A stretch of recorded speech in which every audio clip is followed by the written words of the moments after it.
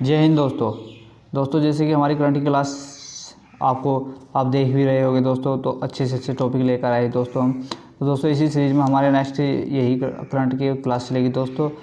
तो दोस्तों आज हम बात करने सिपरी। सिपरी क्या है दोस्तों, इसके बारे में बेसिक जानकारी आपको पता होनी चाहिए दोस्तों। तो बेसिक जानकारी क्या है, इसकी फुल फॉर्म क्या है। ये एक थिंक टैंक, स्वीडन की एक कंपनी है। तो स्वीडन की एक थिंक टैंक है, जैसे कि हमारा नीति आयोग है, हमारे यहाँ थिंक टैंक का कार्य करता है। इससे सिपरी भी एक थिंक टैंक है। इसका फुल फॉर्म है Stockholm International Peace Research Institute की एक वार्षिक रिपोर्ट होती है दोस्तों। वार्षिक रिपोर्ट जारी करता है। ये भी अच्छी तरह बताना है कि वार्षिक रिपोर्ट है। बताया गया है दोस्तों परिप्रेक्ष्य में भारत के, तो याद रखना कि भारत आयात करने वाले देशों में दूसरे स्थान पर आता है। बस ये बेसिकली जानकारी है दोस्तों, बस ये आपको नोट करनी है। कौन दूसरे स्थान पर आता है? विश्व का सबसे बड़ा आयातक देश है सऊदी अरब दोस्तों। बस ये बेसिक अंडरस्टैंडिंग पता होना चाहिए। अगर एग्जाम में आप बैठते हो तो दोस्तों ये आपको पता होना जरूरी है। ठीक है दोस्तों, आगे न्यूज़ की ओर बढ़ते हैं। जीएसपी क्या है? जनरलाइज स्पेशल प्रेफरेंस एक सूची है दोस्तों।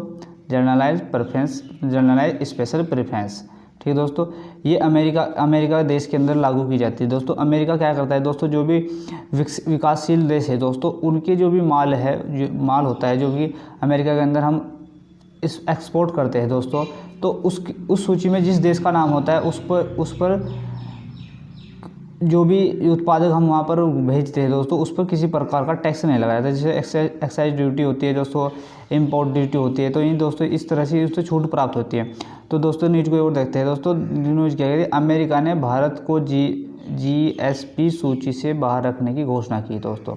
तो दोस्तों ये घटना घटी थी दोस्तों, अभी जब अमेरिका और चीन के साथ ट्रेड वार चल रहा है दोस्तों।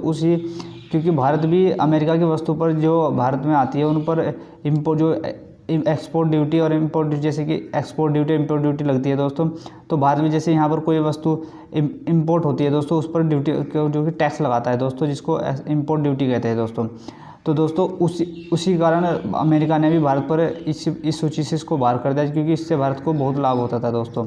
तो सामान्यतः कर मुक्त प्रावधान जीएसपी कार्यक्रम है दोस्तों। कर का मतलब जो टैक्स होता है उससे मुक्ति मिलती है। ये लाभ उन उत्पादों पर उठाया जा सकता है जिनका निर्यात अमेरिका को किया जाता है दोस्तों। आई समझ में दोस्तों? आई होप आप समझ गए होंगे। तो दोस्तों नेक्स्ट न्यूज़ की ओर बढ़ते हैं। ये दोस्तों प्राथमिक निगरानी सूची वही दोस्तों जिसके बारे में बताया, इतना इंपॉर्टेंट है दोस्तों। हम न्यूज़ की ओर आगे बढ़ते हैं दोस्तों दूसरी न्यूज़ है कि 2030 तक मलेरिया को जड़ से ख़त्म करने का लक्ष्य है। ठीक है दोस्तों, तो हम बात करते हैं मलेरिया। ये भी इंपॉर्टेंट होना है, क्योंकि भारत के परिप्रेक्ष्य में जितने भी न्यूज़ होते हैं उसको अच्छे से याद रखना है दोस्तों। भारत ने साल 2027 तक मलेरिया मुक्त या साल 2030 तक मलेरिया को जड़ से ख़त्म करने का लक्ष्य रखा। क्वेश्चन में पूछता हूँ दोस्तों आपको कि भारत ने मलेरिया को जड़ से मुक्त करने का कौन सा साल निर्धारित किया गया है? तो 2030 जड़ से मुक्त करने का है, मलेरिया मुक्त करने का 2027 दोस्तों। विश्व मलेरिया दिवस कब मनाया जाता है? 25 अप्रैल को विश्व मलेरिया दिवस मनाया जाता है दोस्तों। ये बेसिक जानकारियाँ है, आपको पता होनी चाहिए और आपको अच्छे से याद भी रखनी है।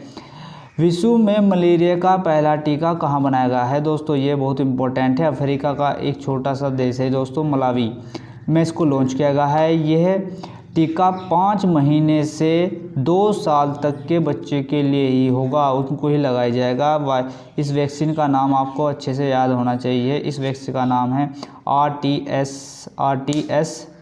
दोस्तों। ठीक है दोस्तों, ये याद रखना। अब ये भी बहुत इंपॉर्टेंट बन जाता है कि कहाँ पर लॉन्च किया गया था। बस ये अफ्रीका का मलावी शहर है जहाँ पर इसको लॉन्च किया गया था दोस्तों। ठीक है दोस्तों, आगे बढ़ते हैं।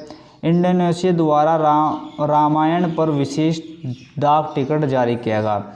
अक्सर एग्जाम में, क्योंकि धार्मिक रूप से रामायण हमारे भारत का देखो बहुत ही इम्पोर्टेंस ग्रंथ भी है दोस्तों, तो इस पर आधारित क्वेश्चन अक्सर पूछ भी ले जाएंगे दोस्तों। तो इंडोनेशिया ने भारत के साथ अपने राजनीतिक संबंधों के 70 साल पूरे होने के उपलक्ष्य में रामायण की थीम पर विशेष स्मारक डाक टिकट जारी किया। देश का नाम वेरी इंपॉर्टेंट है दोस्तों, ये बहुत इंपॉर्टेंट है कि किस देश ने किया। बस दोस्तों इतना ही जानकारी आपको होनी चाहिए। इंडोनेशिया के जाने माने मूर्तिकार पैकनोमैन न्यूआर्ता ने द्वारा किया गया है दोस्तों। ये भी जानने की जरूरी है, तो आप आई होप इसको देख लेंगे अच्छे से। फिर दोस्तों हम नेक्स्ट न्यूज़ की ओर बढ़ते हैं। वैश्विक प्रेस स्वतंत्रता सूचकांक दोस्तों 2019 जारी किया हो चुका है। किसके द्वारा जारी किया जाता है, ये इम्पोर्टेंट है दोस्तों। अंतर्राष्ट्रीय संस्था रिपोर्ट्स विद आउट बोर्ड्स द्वारा जारी किया जाता है। भारत की रैंकिंग क्या है दोस्तों, ये भी इम्पोर्टेंट है। पिछले साल की तुलना में 2 स्थान गिर कर 144वें स्थान पर, यानी कि आपके पास पहले जो है था 242 यानी कि 142वां स्थान होगा, अब 144वां स्थान है। पिछले और अगले और उस तक अगले माने दोस्तों पिछले से जितने भी स्थान रहते हैं दोस्तों अक्सर एग्जाम में पूछे जाते हैं। भारत में प्रेस स्वतंत्रता की वर्तमान स्थिति में से एक पत्रकार के खिलाफ हिंसा, इसमें पुलिस की हिंसा, माओवादी और हमले, इस तरह की जो भी राजनीतिक प्रतिरोधी शामिल दोस्तों ये शामिल किए जाते हैं दोस्तों। तो दोस्तों आगे हम अपनी न्यूज़ की ओर बढ़ते हैं। निर्भय क्या है दोस्तों, इस पर जान लेते हैं। निर्भय का नाम तो आप दोस्तों जानते हैं, जो कि निर्भय कांड हुआ था उसके नाम पर आधारित है ये। सब सोनिक क्रूज मिसाइल, सब सोनिक क्रूज के मिसाइल का मतलब दोस्तों ये सब सोनिक क्रूज, जो भी सोनिक क्रूज होती है मिसाइल वे जो होती है दोस्तों, वो जो आवाज़ होती है ना, आवाज़ यानी कि आपकी जो साउंड की रफ्तार से दोस्तों इतनी तेज़ी से चलती है, इनको सब सोनिक क्रूज मिसाइल कहा जाता है। किसने विकसित किया है, DRDO द्वारा, जो कि हमारा क्या है DRDO द्वारा, डिफेंस रिसर्च डेवलपमेंट ऑर्गेनाइजेशन है दोस्तों की रक्षा अनुसंधान विकास संगठन के द्वारा विकसित किया है। भारत रक्षा अनुसंधान संगठन द्वारा इस मिसाइल को स्वदेशी, बहुत इंपॉर्टेंट है, मेक इन इंडिया जो हमारी पहले स्वदेशी विकसित करने का कारण मिसाइल टेक्नोलॉजी कंट्रोल MTCR समझौता भी है। इसके तहत कंपनी लंबी दूरी तक कोई दूसरा देश तकनीक साझा नहीं कर सकता। यानी कि पहले इसको अच्छे से आप समझ लीजिए कि ये तकनीक तो है ही दोस्तों, और ये किस तरह का जो एग्रीमेंट है उसके बारे में, कि भारत का रक्षा अनुसंधान संगठन यानी DRDO इस मिसाइल को स्वदेश में विकसित करने के का कारण मिसाइल टेक्नोलॉजी कंट्रोल रिज्म को समझौता भी है, जिसके तहत इतनी लंबी दूरी तक की कोई दूसरे देश तकनीकी साझा नहीं कर सकता। यानी कि ये बहुत एक लंबी रेंज तक की कार्य करती है दोस्तों। अब इसको आप समझ गए होंगे दोस्तों, आई होप। तो आगे बढ़ते हैं। जलियांवाला बाग नरसंहार दोस्तों, नरसंहार के बारे में पढ़ेंगे। जलियांवाला हत्याकांड कब हुआ था, 13 अप्रैल 2019 के 100 साल अभी पूरे हुए हैं दोस्तों। अमृतसर के अंदर ये हुआ था, बैसाखी के दिन हुआ था। जनरल डायर ने यहाँ पर आदि बहुत से इंसानों को, जो जितने भी वहाँ पर हमारे जो समाजकर्ता थे उस टाइम पर आंदोलन करता थे, उनको गोली से मारा गया था, जिसके लिए हंटर कमीशन भी बनाया गया था दोस्तों। ये भी अच्छे से याद रखना है आपको। देश की आज़ादी के इतिहास में 13 अप्रैल को दिन एक दुखद घटना का दर्ज किया गया था, जिसको जलियांवाला हत्याकांड कहा गया था दोस्तों। तो दोस्तों आगे बढ़ते हैं। बोल्ड कुरुक्षेत्र ये क्या है दोस्तों, इसके बारे में आज देखना है बस। भारत और सिंगापुर के बीच 12वां संयुक्त सैन्य अभ्यास है, झांसी की बेबीना मिलिट्री स्टेशन पर यह आयोजित किया गया है। ये याद रखना जरूरी है कि किस देशों के बीच होता है, ठीक दोस्तों, ये अच्छे से नोट कर लेना है आपको। दोस्तों आगे बढ़ते हैं हम। ये भी जो अभी हमने एक लास्ट पुरस्कार पढ़ा था दोस्तों, सियोल शांति पुरस्कार, जो कि प्रधानमंत्री को दिया गया था, कहाँ से, दक्षिण कोरिया से, ठीक दोस्तों। और order of Saint Andrew the apostle, तो दोस्तों ये एक अवार्ड है दोस्तों, जो कि प्रधानमंत्री को रूस का सर्वोच्च नागरिक सम्मान दिया गया है, ठीक दोस्तों। यानी कि ये भी पूछ सकता है रूस का सर्वोच्च नागरिक सम्मान हाल ही में किस व्यक्ति को दिया गया है, तो दोस्तों याद रखना प्रधानमंत्री को दिया गया है। इतनी बेसिक जानकारी रखना। ये इंग्लिश का जो वर्ड है इतना अक्सर एग्जाम में नहीं पूछा जाएगा, ये जरूर पूछा जा सकता है कि रूस का सर्वोच्च नागरिक सम्मान पुरस्कार किस व्यक्ति को दिया गया है, ठीक दोस्तों। आगे बढ़ते हैं दोस्तों। विश्व बैंक के अध्यक्ष बने डेविड मालपासा, ठीक है दोस्तों। तो इस जो व्यक्ति है डेविड मालपासा, इनका नाम याद रखना है, जो विश्व बैंक के अध्यक्ष बन चुके हैं। अमेरिका सरकार ने 5 अप्रैल 2019 को अमेरिकी वित्तीय विभाग के डेविड मालपासा विश्व बैंक के 13वें अध्यक्ष तौर पर चुना गया। कार्यकाल देखते हैं दोस्तों, 9 अप्रैल से लेकर 2019 से 5 साल के लिए होगा।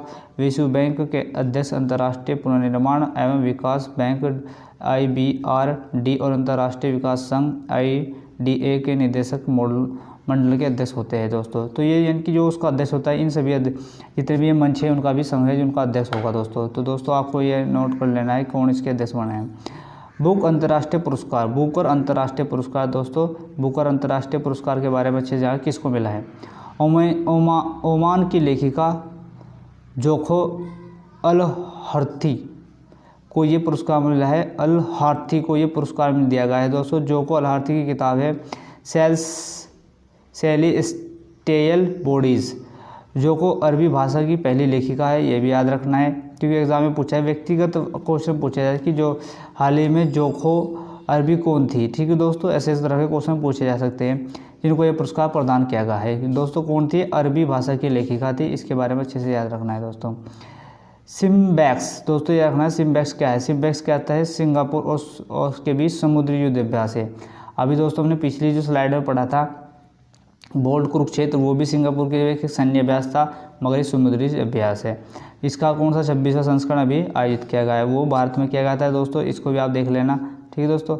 आगे बढ़ते जो आज की न्यूज़ है हमारी, विद्रोही संगठन लिट्टे। तो लिट्टे क्या है कि विद्रोही संगठन है, बस ये बेसिकली कहाँ पर उत्पन्न है, बस ये भारत सरकार ने श्रीलंका के विद्रोही संगठन लिट्टे पर लगा दिया है प्रतिबंध। बस दोस्तों ये कहाँ का है, बस ये बेसिक जानकारी है कि किसका है, श्रीलंका का है। लिट्टे एक हिंसक पृथकवादी अभियान शुरू कर उत्तर और पूर्वी श्रीलंका में एक स्वतंत्र तमिल राज्य की स्थापना करता है, ठीक है दोस्तों।